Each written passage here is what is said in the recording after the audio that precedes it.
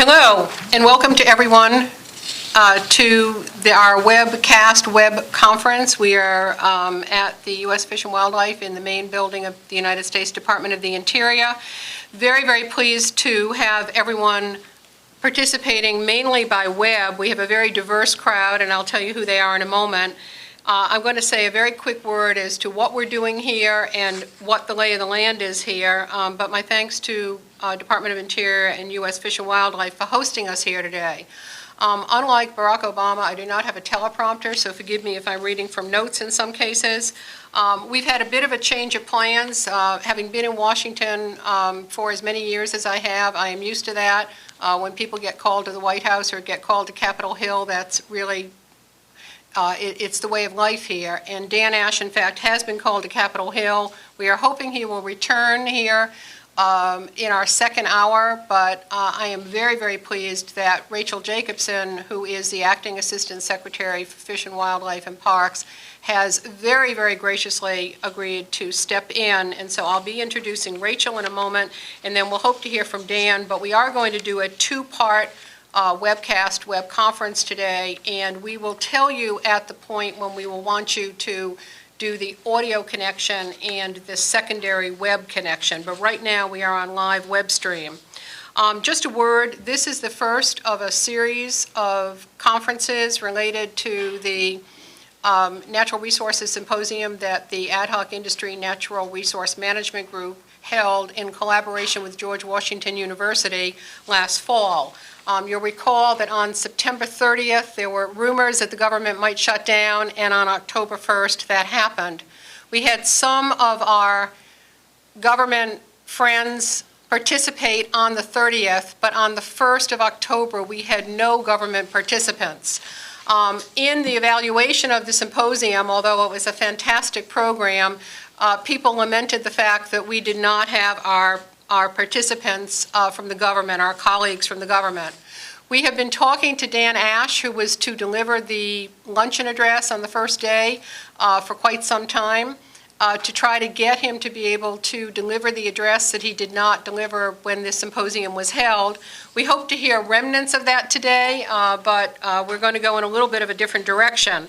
I am going to defer a lot of the discussion about what the group is all about, what the symposium is all about, what the follow-on is all about, but I do want to say a quick word about who is here in the room, and it's a small group in the room, most of you participating by web, but we have a couple of representatives of some of our member companies here from ExxonMobil, Lockheed Martin. It's a very large group of companies, and we appreciate the fact that those companies are here today. We have Margaret O'Gorman, who is a colleague who is president of the Wildlife Habitat Council.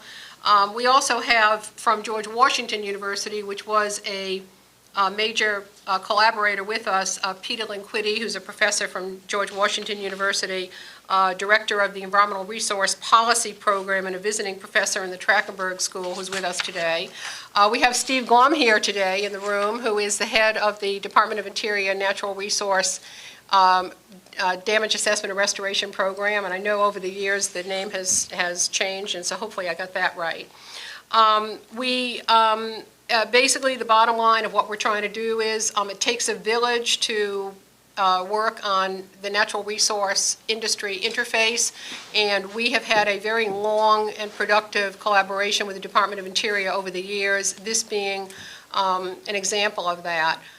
We are going to hear from Rachel Jacobson in a moment, and I'm going to introduce her. She must leave at 1:30, and we will continue at that time to talk live stream, and then we'll transition to the other part of this.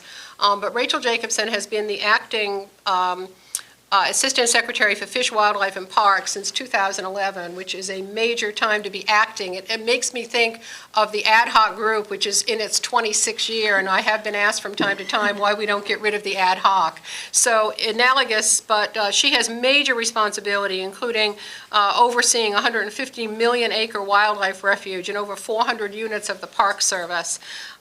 She, prior to that, was with the Interior Principal Deputy Solicitor and had management responsibility for over 400 legal professionals. She was lead negotiator on the early restoration project with Deepwater Horizon. I'm sure we'll hear a bit about that. Prior to that, she was with the Department of Justice and is a lawyer, obviously, by trade. So she has limited time. We're going to hear from her on a subject that is a little bit different than what we had planned, but lots of food for thought in what she's going to say. So I'm going to transition over to Rachel, and then when she is done, if we can possibly have some questions for her, that's fine. You can send those to us by email if there's time to do a few questions before she departs. Then we'll go to the second part of the program, and we'll hope that Dan will be joining us before we end that second part of the program. He'll be leaving Capitol Hill, and we'll know what that timing is. Have I missed anyone? Okay. Rachel. Okay. Thank you very much. Sure. Thank you very much, Barbara. It's a pleasure to appear before you today, and I'm happy to fill in for Dan until he gets back from the Hill. And what I'd like to discuss with you today in the context of natural resource damages is global climate change. Because here at the Interior Department, in virtually every resource management program that we administer, the overarching theme is global climate change. And for natural resource damages, the concept of global climate change doesn't come into mind immediately, but I think these are very important concepts that will eventually be regularly incorporated into natural resource damage assessment and restoration. So with that, I'll turn to my PowerPoint. Okay, just as a reminder, natural resource damage assessment, as authorized by CERCLA, OPA, and the Clean Water Act, have a common definition of what assessment is, and that is the process of collecting, compiling, and analyzing information, statistics, or data through prescribed methodologies to determine damages for injuries to natural resources. And restoration means actions undertaken to return an injured resource to its baseline condition. And baseline, of course, is what's going to be important as part of global climate change. I'll just briefly tell you what's going to be in my presentation. First of all, why must we consider global climate change in anything we do? For one thing, we have an executive order from the president that requires us to do that. And there are consequences to ignoring global climate change in our resource management activities. With respect to natural resource damages, as I said before, in baseline, in assessment work, and in restoration, climate change will become a very important concept. And I'm also going to, just for your information purposes, and let you know about many of DOI's efforts to study and manage and adapt in our management efforts in the face of global climate change. And then looking a little bit at the future, how are we going to tackle creatively, with all the hard thinking we do anyway in the natural resource damages world, how are we going to tackle global climate change in this arena? I expect that my presentation is going to really raise more questions than provide more answers. This is not prescriptive.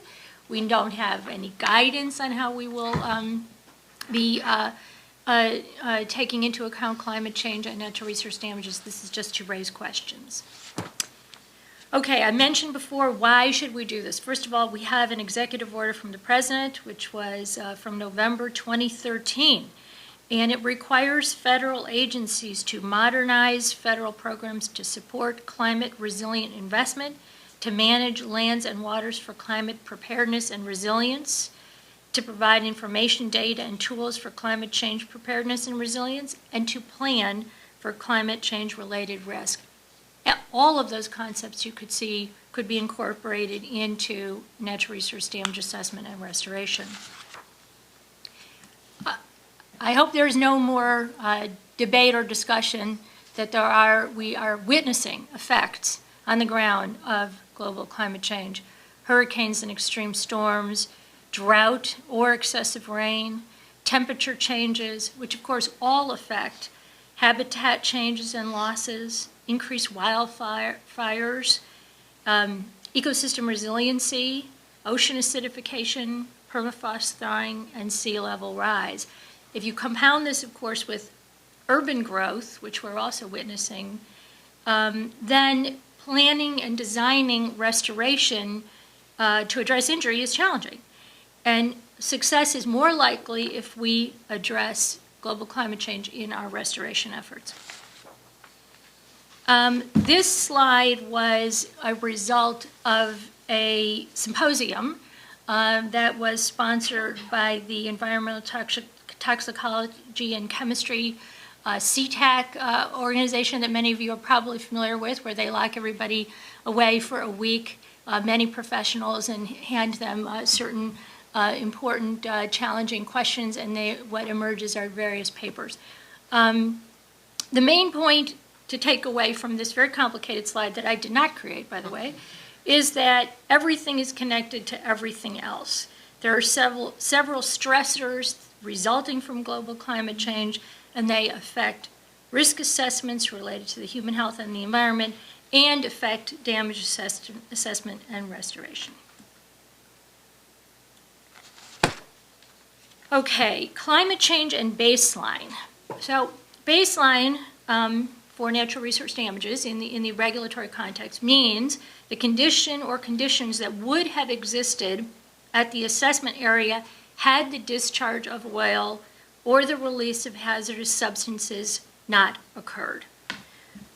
Very simple, just a refresher on that.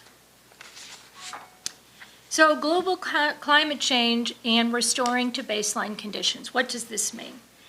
As climate change continues to inform public land management, natural resource damage assessments, restoration, and monitoring should incorporate similar analyses.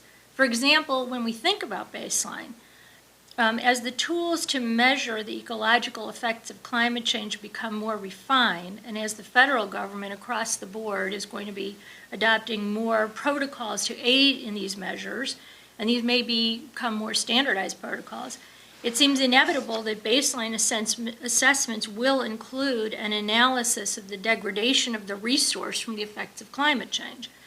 And that may seem like good news to the ad hoc industry group, which are mostly comprised of PRPs, who would wish to point to the effects of climate change on the affected resource to explain away injury.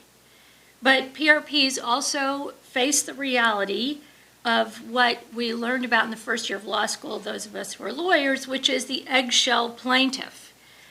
Beware of the climate change impacted resource you injure from your releases, because as we learn more about how climate change fosters ecosystem vulnerability, releases of hazardous substances may produce more severe, longer lasting injuries, and restoration may take longer to return the resource to its baseline condition. So this is going to be a very important concept as we go forward, particularly to understand the compensatory loss from an injured natural resource which is already vulnerable to the effects of climate change. And global climate change will also affect how we assess injury and damages from toxic substances.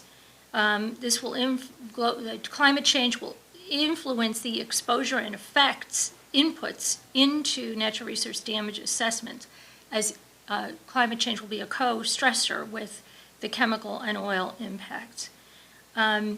Basically, it's an additional stress to the environment, which we won't know how the release of oil or hazardous substance combined with that stress compound injury. And we're going to have to look at those questions, particularly in certain very vulnerable places. Here's an example of species vulnerability to pollution caused by climate change. And the same types of factors might affect how a damage assessment and restoration would proceed if it were compounded by a chemical spill. A recent USGS study in Texas revealed that climate change, which caused changes in precipitation patterns, will also cause an increase in salinity in certain lakes in Texas, and that salinity caused an increase in toxic algae, which kill fish and kill other organisms in the affected waters. So here we have a situation where species vulnerability to climate change and pollution events means we need to incorporate these combined stressors into our analyses.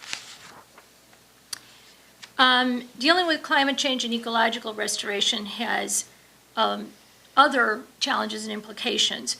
They include species are shifting ranges and assemblages, including migratory pathways and timing, so that species can find more hospitable habitat. Invasive species are more prevalent, in large part because of opportunistic situations created by climate change. Changing temperatures and precipitation patterns result in changes in surface hydrodynamics, which affects habitats for both land and water. We have to balance sea level rise and saltwater intrusion with increasing erosion and sediment deposition when we're looking at shoreline restorations. So these all have an effect as we try to understand restoring ecosystem structure and function and services to a pre-injury condition following a spill of a chemical or oil. And we also have to think about predicting the location of restoration as it affects the replaced resources that are either replaced or acquired as we're considering our restoration options. Where is the best location for a restored species in the future, in other words? Are there opportunities to acquire habitat that are going to provide the best replacement or acquisition of the equivalent of the injured resource? Here's an example of where changing temperatures and sea level rise affects habitat. In the southeastern United States, winter severity influences the distribution and abundance of salt marshes and mangrove forests in tidal saline wetland habitats. Mangrove forests are sensitive to freezing temperatures and are currently found only in warmer portions of Florida, Louisiana, and Texas. And as we all know from the news, the temperatures in those areas have been severely under the averages this winter. I was in Pensacola just a few weeks ago, and it was in the 20s, if you can imagine that. It was very cold. Pipes were bursting, but you can also imagine what that is doing to habitat and to species. So the U.S. Geological Study has been looking from 1970 until now to identify temperature thresholds for salt marsh mangrove forest interactions and to highlight areas of the southeastern United States that may be vulnerable to climate-induced mangrove forest range expansion in the future.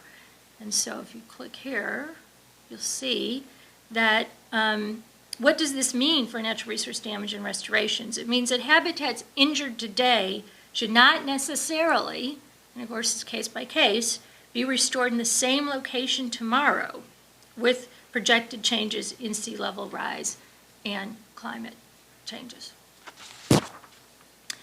Now, I said that I was going to talk about what we are doing generally as resource managers in the face of climate change. As manager of 20% of the land mass of the United States and with jurisdiction over most endangered species and all migratory birds, the Department of the Interior has a responsibility, aside from any executive order or any other requirement, has a responsibility to respond and plan for global climate change as we manage our resources. And I'm going to talk about the several ways in which we're tackling that, which includes coordination, partnerships, science, monitoring, adaptation planning, and other strategies. As I said, we have responsibility of many trust resources that are affected by contamination and spills and by global climate change, including, as I said, migratory birds, certain species of fish, and a lot of species protected under the ESA. And of course, we also manage lands as habitat or otherwise, but they also provide habitat. We manage lands through National Park Service, the Bureau of Land Management, of course, and the Fish and Wildlife Service has many refuges. And we also manage lands through Bureau of Reclamation and otherwise. We're also have trust responsibility for over 500 Indian tribes and many Indian reservations, which also include habitat for resources And we, in our trust capacity, also have a responsibility to tribes to manage resources to protect cultural uses of those resources by tribes.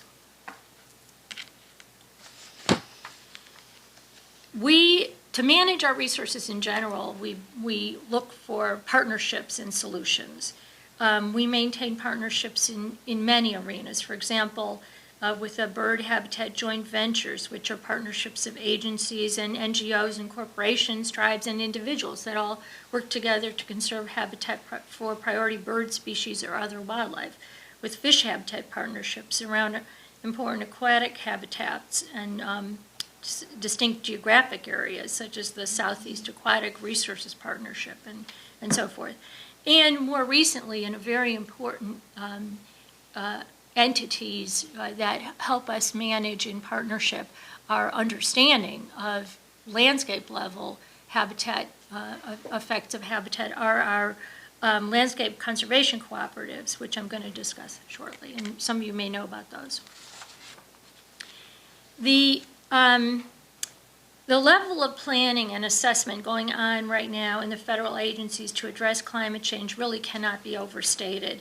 At Interior, the previous Secretary, Ken Salazar, signed a secretarial order entitled Addressing the Impacts of Climate Change on America's Water, Land, and Other Natural and Cultural Resources. So as part of that, we have an integrated system of 8 climate science centers, DOI regional climate science centers, which USGS primarily manages.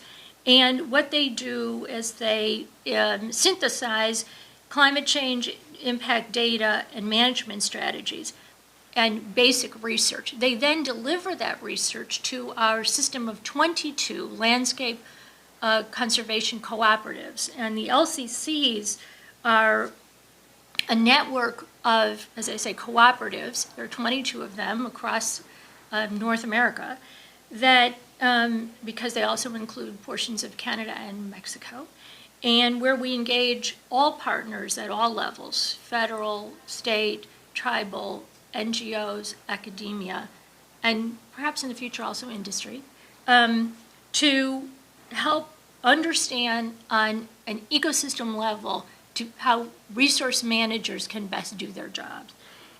So the input from the climate science centers, which are focused very directly on climate data, that's given to the landscape conservation cooperatives, which are looking at broad landscape level solutions, is part of our integrated system of managing in the face of climate change. And we also, as I said, we have significant expertise, and we're really gaining expertise in every single one of our bureaus on the effects of climate change, on management strategies. We're also working in conjunction with, again, states, tribes, and other resource managers. And you'll find online, these are just a couple of the plans that are out there and published that state in very specific terms how we are adapting to manage resources effectively in the face of climate change. And in the future, natural resource damage programs will benefit from all of this research and data that's being collected and these very effective planning tools. So I think the overarching themes in Department of Interior, global climate change, adaptive management strategies and plans is that we have to be adaptive. We have to make sure that we can change our way of doing business so that in the future we're doing so to make sure we conserve resources as we understand them now.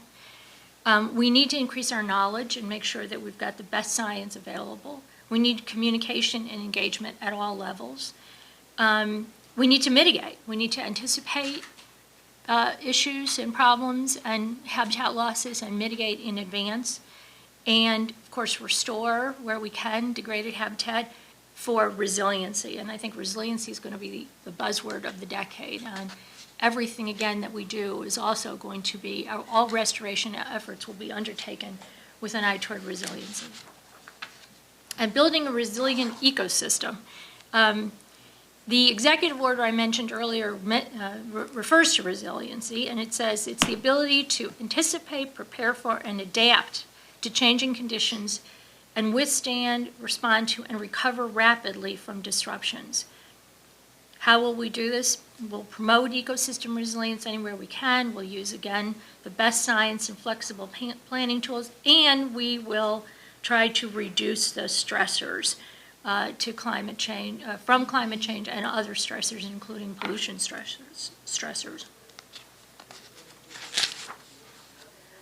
So, confronting climate change through the restoration initiatives of the Department of Interior's Natural Resource Damage Assessment and Restoration Program.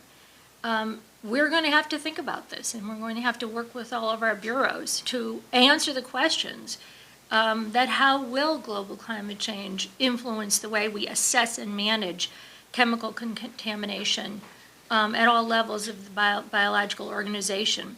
How will we successfully plan and implement restoration, acknowledging in the face of global climate change? And what actions can we take through the Natural Resource Damage and Restoration Program that are going to benefit the public and our natural resources in the future so that we're building resiliency? Again, thinking about this, we're going to want to look at restoring ecosystems with functional redundancy so we can provide resilience to buffer short-term and long-term effects of global climate change once we're undergoing a restoration effort in any event. We want to provide habitat and corridors of connectivity to aid wildlife that are already stressed by global climate change. We want to, again, look for opportunities to provide habitat, especially for threatened and endangered species, when we have resources from our natural resource damages. Let's use those resources, assuming they also address the injury, to find appropriate habitat. Strengthening our living shorelines and offshore barriers to protect onshore habitats from intense storm events. You may note that some of the projects that are right now out for public comment from the early restoration funds that we obtained from BP as a result of the Deepwater Horizon spill include several very significant barrier island restoration projects, which do exactly this. In general, we have to think about how mitigation measures in ecological restoration can also be a side benefit for natural resource damage assessments. We also have to think about restoration that help us buffer from the effects of climate change, such as let's look at restoration opportunities that can maximize carbon sequestration. That may include soil amendment management practices, or I know restoration banking is talked about a little bit in the natural resource damage context, and I don't want to promote it necessarily for natural resource damages, but on the other hand, where there's been some mitigation related banking, and there are opportunities that could also be used provided they address very specifically the injury and don't and provided that liability is also appropriately addressed, then there might be some opportunities there. And especially when we have land acquisition priorities through recoveries from natural resource damages, let's look at acquisitions that can add to our carbon sequestration. Take-home points. We cannot ignore global climate change in conducting damage assessments. We need to incorporate global climate change into our restoration efforts, and we need to look to the future, and we need to be creative. And if anything, practitioners of natural resource damage area of the law, and not just lawyers, but economists and biologists and all sorts of resource managers are always thinking creatively. So this is the right group for that. That's it. Thank you. Thank you, Rachel. And I know that you have some time constraints. Maybe we can, if you have time for a question or two, I can. Otherwise, there are many, many, many things that you mentioned that I think we will have a good time talking about and rolling around some ideas. Very provocative. I heard some of this last week at a conference here in Washington, and lots of food for thought. The theme of Dan's presentation that he was to give, lots of pictures in it, but I think the bottom line is we have a huge responsibility, and at the end of the day, we have to do something as opposed to looking for the perfect solution. I think that, there's very much of a pragmatic side to it. We, too, are always looking for the pragmatic side of what can we do collectively to make a difference. We have worked a lot on trying to improve the state of the art and trying to, the whole concept of resiliency, I think, is a very interesting one and very much frontline and center with a lot of what we look at, not just on the liability side, but also on the continuum that the group is working on resource optimization. So I think that some of these, initiatives that you're talking about are very interesting, and I've already told you that, having the industry input into it would also be of great interest to us. So we're happy to be that bridge to evaluate some of what is here relative to this large practice arena that we're involved in, which is not just environmental natural resource liability, but the entire continuum of things, which is the interface between industrial operations and natural resources. We are really working on the entire spectrum these days, with more and more companies looking to ways to affect positively biodiversity issues, sustainability issues, while meeting certain obligations, obviously, on the liability side, and making sure that we have very good science, or the best science available to do that. We have some questions, but they're not simple ones, they're complicated ones. So my question would be, do you want to take one question, or do we, if you need to, we can continue talking on our own, or we can throw a question your way. How about if I take one question, Okay, and then one I'll apologize question. in advance that I'm going to have to step out. I'm sorry. Okay. I guess the question would be, we've heard a little bit, since you were very much focused on the natural resource damage side at the end, why don't I key off of that for a moment, although we're probably going to have a much broader discussion in the second hour. But are there sites where climate change has been specifically considered, climate change impacts? We know that we've heard the beginnings of carbon sequestration considerations and the like, but, and can you talk about that a bit? And also, I'd be interested, you are a key person involved in the Deepwater Horizon, and we're hoping that at the end of the day that we are able to take from that huge undertaking some positive takeaways that can be used in other sites. And I'd be interested just to hear your comments on that, those two issues. Well, those are a lot of questions. Sorry. They're all complicated questions. They're all very complicated. I think they're worthy of a lot more conversation. And by the way, I welcome the conversation with industry, and I think there's a lot of very good, hard thinking going on within industry that can very much inform what we are doing, and we appreciate that. Thank you. I think it's not an exaggeration to say that literally every current restoration effort which is subject to planning and NEPA compliance will have to consider the effect of climate change. Because in our NEPA right now, on every sort of NEPA we're doing, whether it's NEPA for our restoration planning, whether it's NEPA for our particular projects, and that's, by the way, the National Environmental Policy Act acronym, we are all looking at climate change in our NEPA analysis.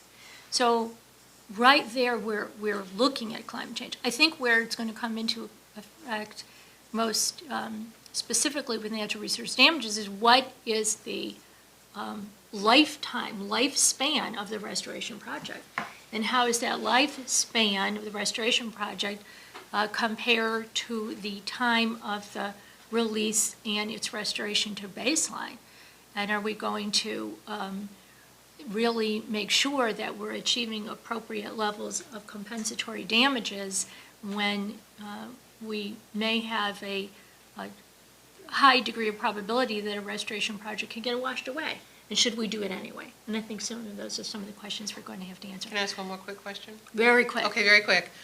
We see in the field differences as you go down to the regions of U.S. Fish and Wildlife. And what is, in your view, the best way to articulate to the staff who are charged with administering some of these programs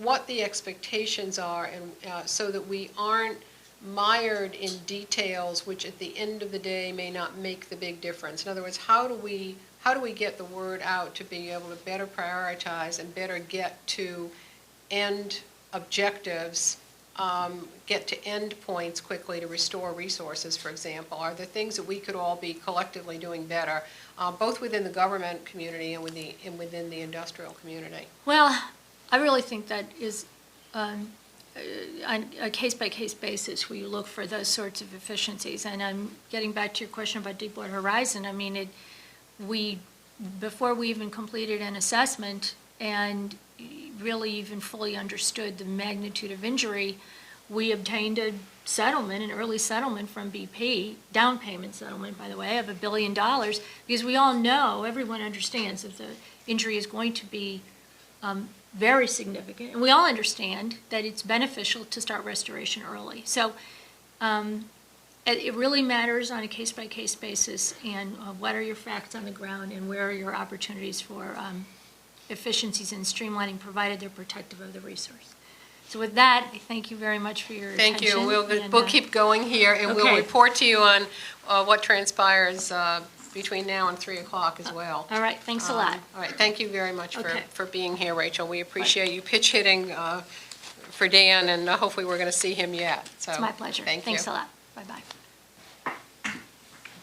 Okay, well, we're going to continue. We have some formidable people in the room. I would say that I would welcome some roundtable discussion in the room, but then we really do want to go to the second part of the program, which will not be the live stream, but it will be going to some questions that we've posed that are really follow-on questions that all of us can discuss. It's not easy to run this kind of meeting, but I don't like the one way where there's no ability to have interaction. We have a number of industrial companies on the line here on the web. Most of them are members of the group, but a few of them are not.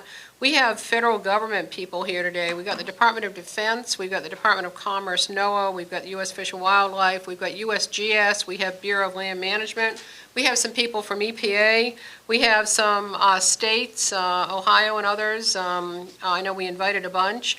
We have some industry trade groups. We've got the National Mining Association, the U.S. Chamber of Commerce. We have a whole litany of lawyers and consultants that the group works with who are affiliates.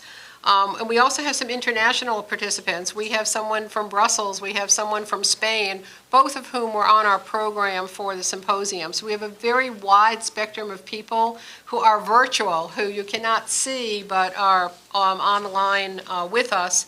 And what we'd like to do is to move to the second part of the conversation in a moment, and then we'll come back to a live stream if and when Dan returns, and we're still hopeful that he will end his meeting on Capitol Hill and be able to return here, at least to put his head in the door and speak with us yet.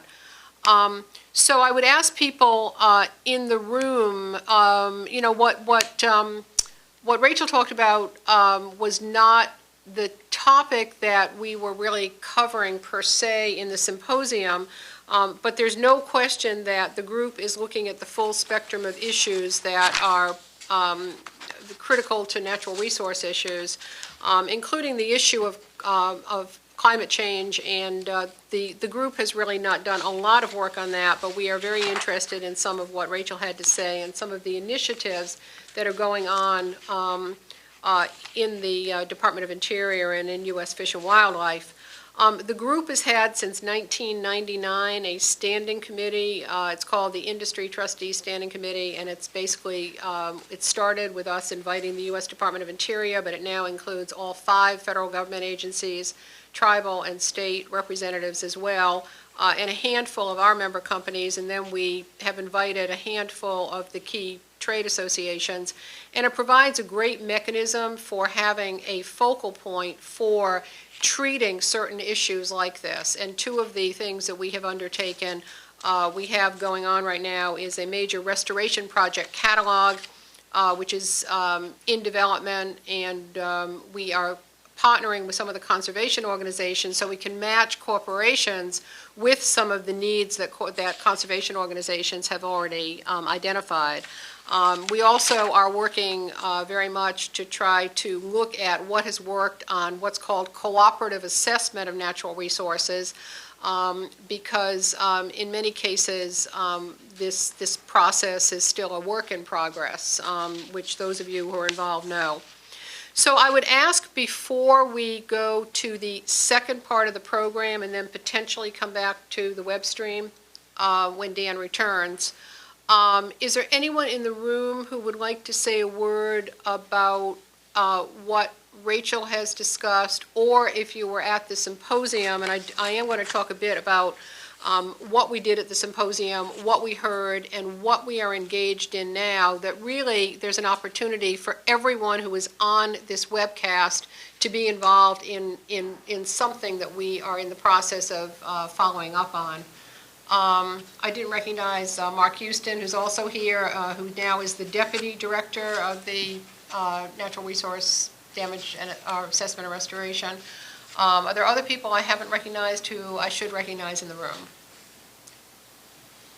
I'm Gary Fraser. I'm the Assistant Director for Ecological Services, so I'm the Senior Career Manager for our Natural Resource Damage Assessment and Restoration work within the Fish and Wildlife Service. Okay, all right, okay. Well, good to have you too. Is there anyone, Peter, anything from a policy point of view that you want to say before we cut to our interactive conversation? If the answer is no, it's fine. I guess I'm curious, although Yeah. And Margaret, do you want to say anything before we cut to the next part?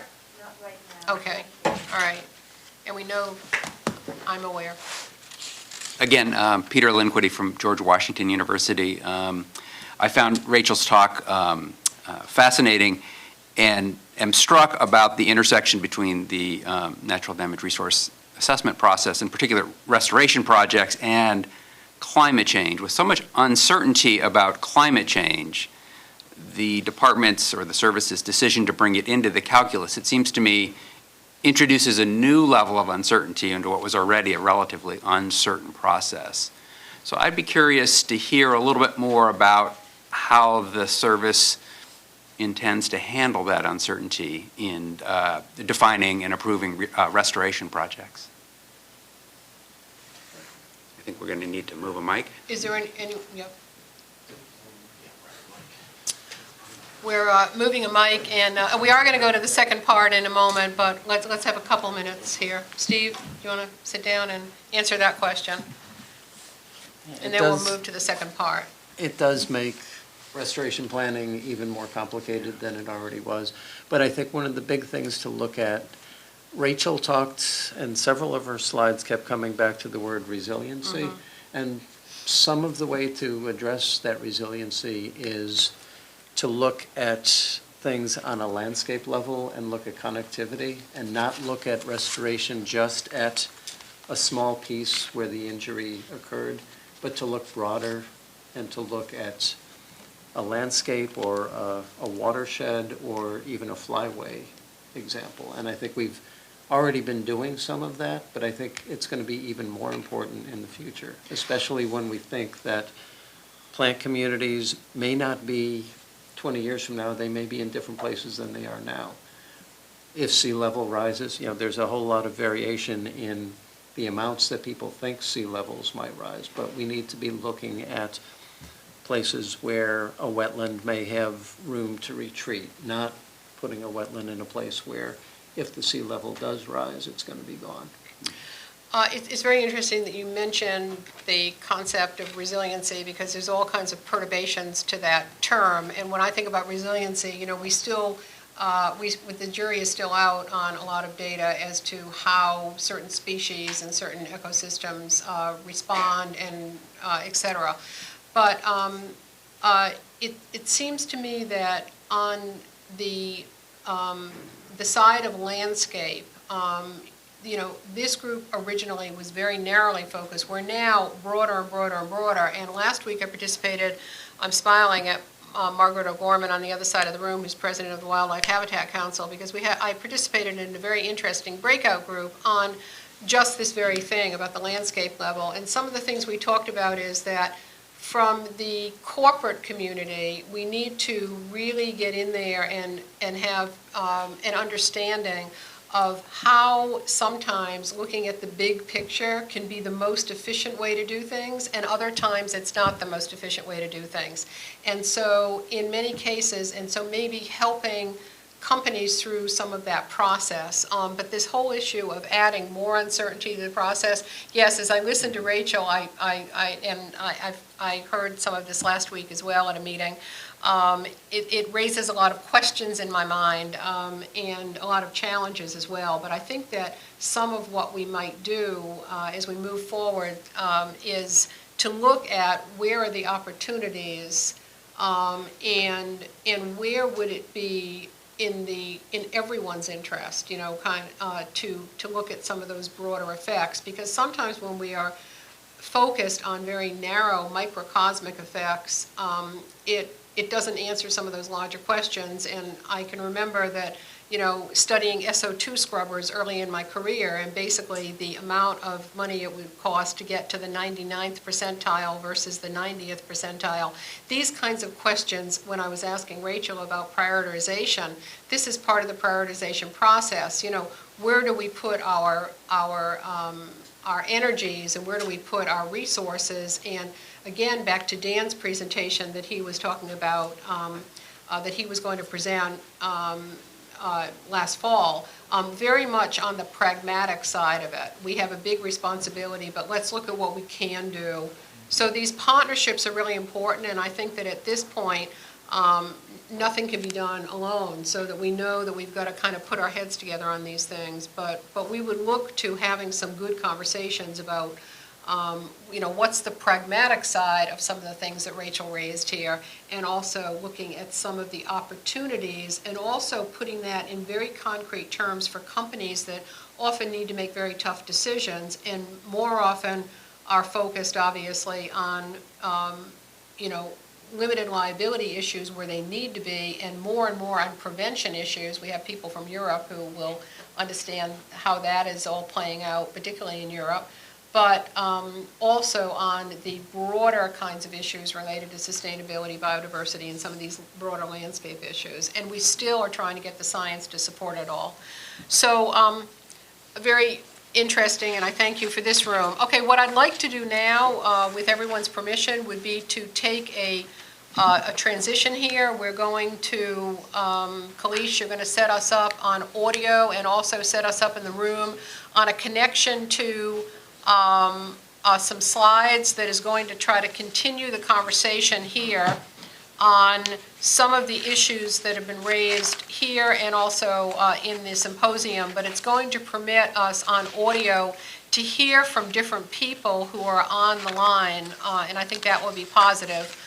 We're going to initially mute everyone on audio, but I'm going to ask for assistance from one of my colleagues to tell me if people are able to indicate on that system once we're on it, if they want to ask a question. Otherwise, I'll ask you to text me or to email me so that I know that, so that it's not chaotic, because we have a lot of people on.